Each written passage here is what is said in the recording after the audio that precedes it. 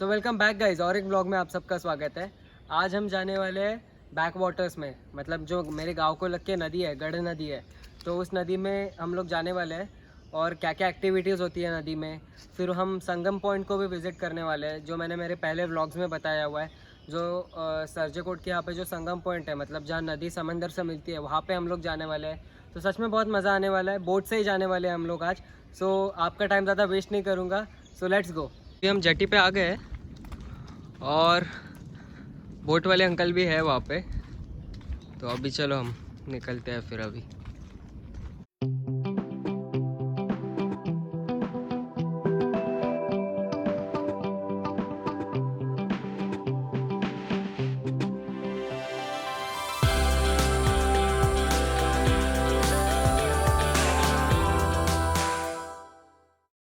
तो ये देखो, वो वहाँ पे फिशिंग हो रही है। जैसे मैंने बोला, बारिश के टाइम समंदर की फिशिंग ख़त्म हो जाती है, उस वजह से ये लोग अंदर अभी बैक वाटर्स में फ़िशिंग करते हैं। तो ये जो हो रहा है वो अभी यहाँ पे फ़िशिंग हो रही है।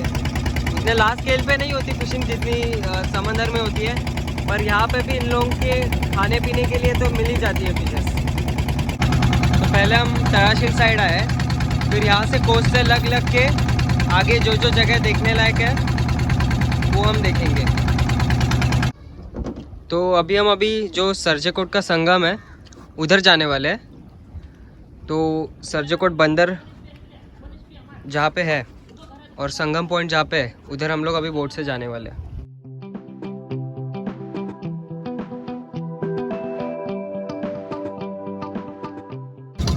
तो देखो, अभी हम बीच से जा रहे हैं। इस साइड तराशील है और वो दूसरे साइड पे मेरा गांव है।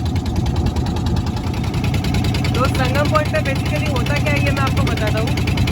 जब नदी का पानी समंदर से मिलता है तो समंदर का फोर्स अंदर की तरफ होता है और नदी का अपोजिट साइड से आता है। तो वो जो बीच का स्पॉट रहता है वहाँ पे पानी ज़रा उथल पुथल हो जाता है पानी में। तो वो लोगों को पता है बस, पर देखा नहीं होता बहुत लोगों ने कभी। इसलिए मुझे लगा ये आपको दिखाना चाहिए, आप इस बारे में आपको बताना चाहिए। इसलिए बैक वाटर्स में हम अभी जा रहे हैं उस पॉइंट की तरफ। तो अभी वो पॉइंट आने के बाद आपको दिखाता हूँ कि कैसे होता है एग्जैक्टली।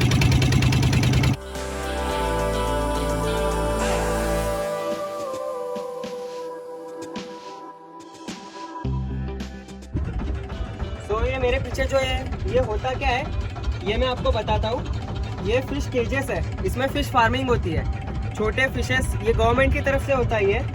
सो इसमें छोटे फिशेस लाते हैं और इसमें डालते हैं और उनको खाना पानी देते हैं। और थोड़े महीनों के बाद फिर वो बड़े होने के बाद ये उनको फिर बाज़ार में जाके बेच देते हैं। तो वो आप देख लो।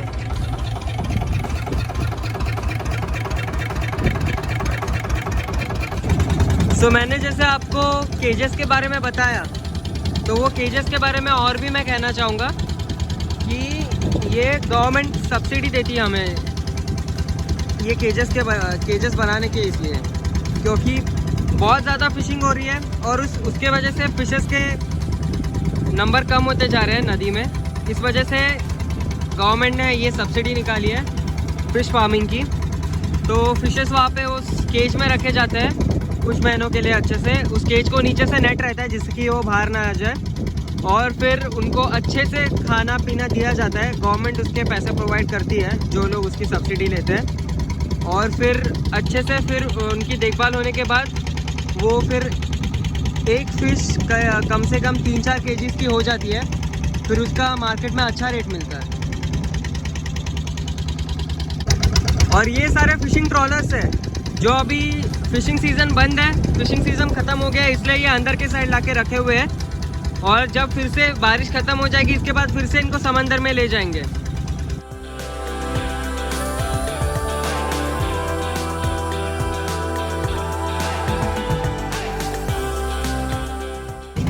तो ये जो सारी बोट्स दिख रही है ये रेत निकालने की बोट्स है।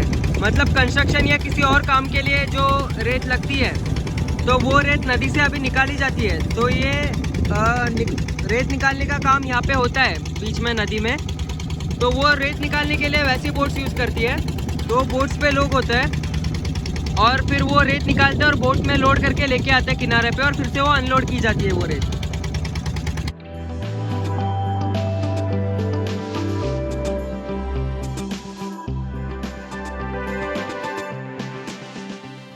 तो ये जो आप सामने देख रहे हो वो सर्जिकोट की जेटी है और यहाँ तहसील एंड होता है। तो ये तहसील का एंड पॉइंट है।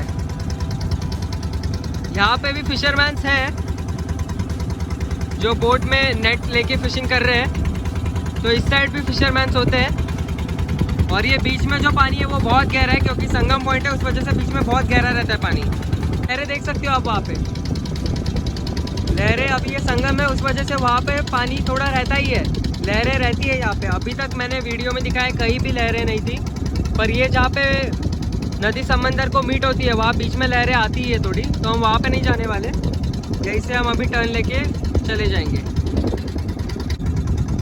तो वो अंकल है वहाँ पे, वो फिशिंग कर रहे हैं पानी में। तो ये भी एक फिशिंग की टेक्निक है। ये एक नेट रहता है गोल, वो पानी में फेंकते हैं और फिश निकालते हैं। तो ये देखो अभी ये लहरें आनी शुरू हो गई है। अभी बोट का मूवमेंट होने लगा है धीरे धीरे, क्योंकि लहरें ज़्यादा है यहाँ पे। तो हम लोग अभी यहाँ से टर्न लेके जा रहे हैं, क्योंकि ज़्यादा आगे जा नहीं सकते हम इस टाइम पे, क्योंकि ये संगम पॉइंट रहता है। तो यहाँ पे थोड़ा डेंजर होता ही है। यहाँ पे आप लोग बैठे हुए देख रहे हो, वो भी फिशिंग ही कर रहे हैं। ये हुक से फिशिंग कर रहे हैं, ये लोग नेट यूज़ नहीं कर रहे हैं। मतलब हर जगह पे फिशिंग होती ही है इस सीज़न में।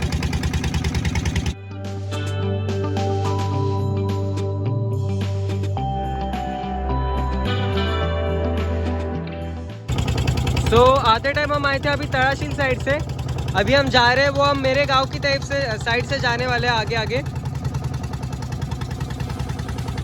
तो देखो हर जगह फिशिंग शुरू होती है। वो फिशिंग कर रहे हैं, वहाँ पे एक बोट है, यहाँ एक बोट है। तो हर जगह पे फिशिंग होती है। और मोस्टली जो बोट्स लेके निकलते हैं वो नेट्स डालते हैं। उनके नेट्स रहते हैं अलग अलग टाइप के। और ये टाइप का जो नेट है जो ये लोग यूज़ कर रहे हैं, इसको मोस्टली डिस्को नेट बोलते हैं। और इस नेट से फिशिंग की जाती है यहाँ पे मोस्टली। सब लोग मोस्टली यहीं पे यही नेट यूज़ करते हैं फिशिंग के लिए। और इससे बहुत अच्छी फिशिंग होती है। स्मॉल स्केल पे फिशिंग करनी होगी तो उसके लिए ये बहुत अच्छा रहता है।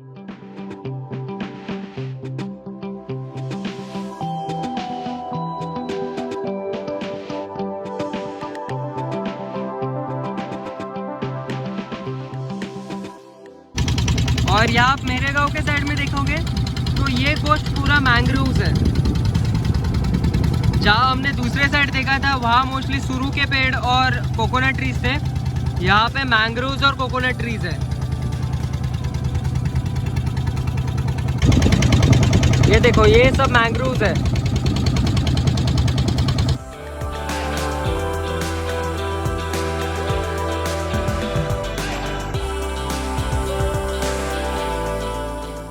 तो वो आप अगर उनको देख रहे हो तो वो भी फिशिंग ही कर रहे हैं यहाँ पे। मैंने जैसे बोला एक गोल नेट रहता है, जिससे जो पानी में डालने के बाद पूरा गोल हो जाता है और वो फिशेस को ट्रैप कर देता है। तो उस नेट से वो फिशिंग कर रहा है।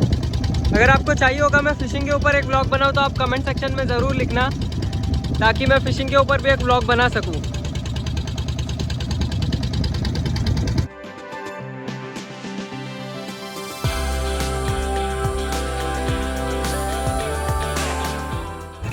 तो यही था बैक वाटर्स का वीडियो। काका thank you so much and mutton.